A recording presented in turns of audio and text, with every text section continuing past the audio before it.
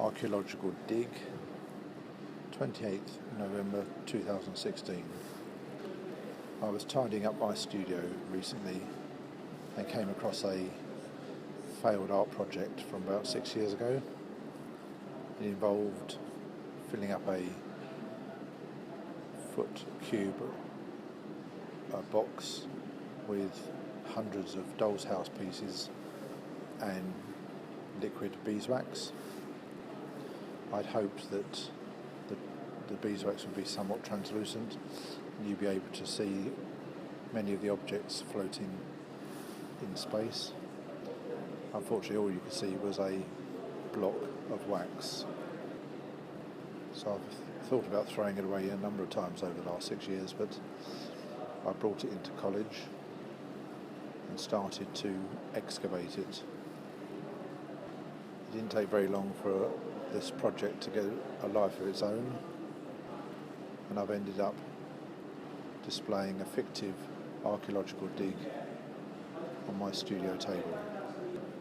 I'd also been looking for a project that didn't involve transporting huge amounts of equipment around. Most of my installations have had that as something in common.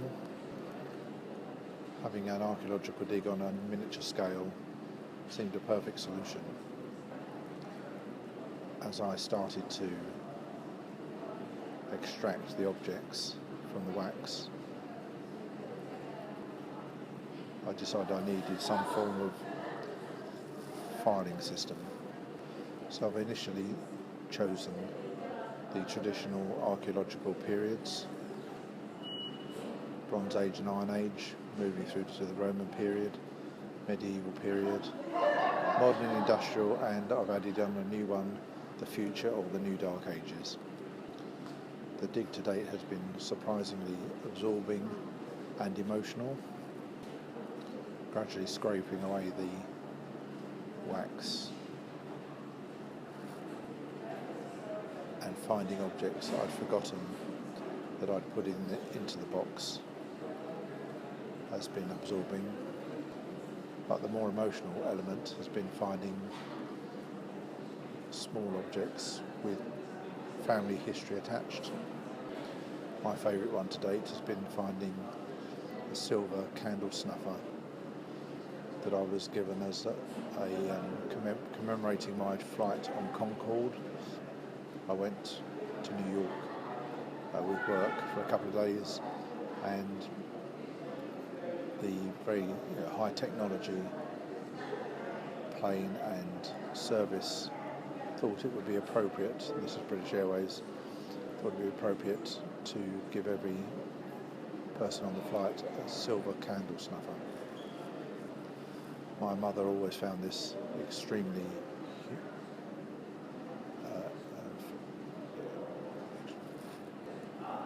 odd and funny, and just finding the piece has brought back all those memories. So what I'm going to do is to audio record some of the finds as I actually extract them from the wax, and I imagine many of them will have personal stories attached.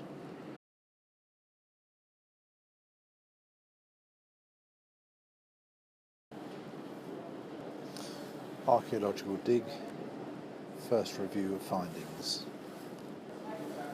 So I thought I'd start with objects that I found from both the Bronze Age and the Iron Age. There's about 10 interesting finds so far. So I've got 2 metal cooking pots, 1 gold ring,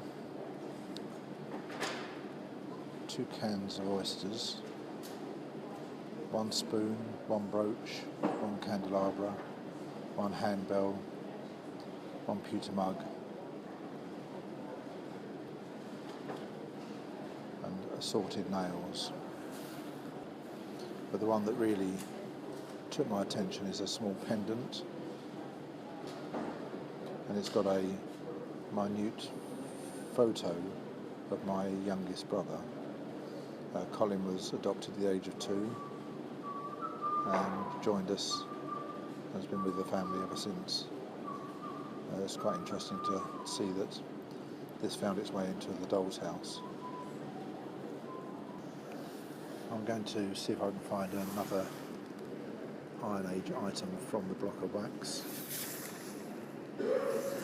So in fact here's a knife that is just, the end is just sticking out.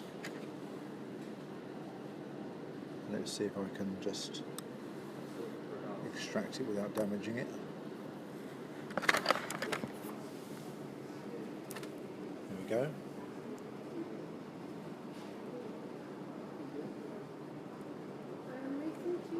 Might be a bit more recent than the Iron Age.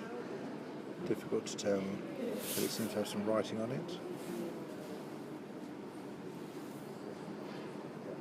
No, it's too small to read. And what's fascinating is the craftsmanship involved in making a replica knife, which is no more than ½ an inch long, and the clever manipulation of the material to make the handle look as if it was worn. Anyway, I'll take a photo of that and enter it into the recording system. So on to the Roman period. There's some interesting terracotta finds, quite a few jugs and vases, and some portraits of Julius Caesar, which is quite exciting. Let me just go in and start digging away. So I think I can see some wooden bowl, which could possibly be Roman. Let me just go in and dig it out. So it's just sticking out of the wax. I should just be able to lever it out. There we go. It's coming forward. Oh, it might not be a wooden bowl.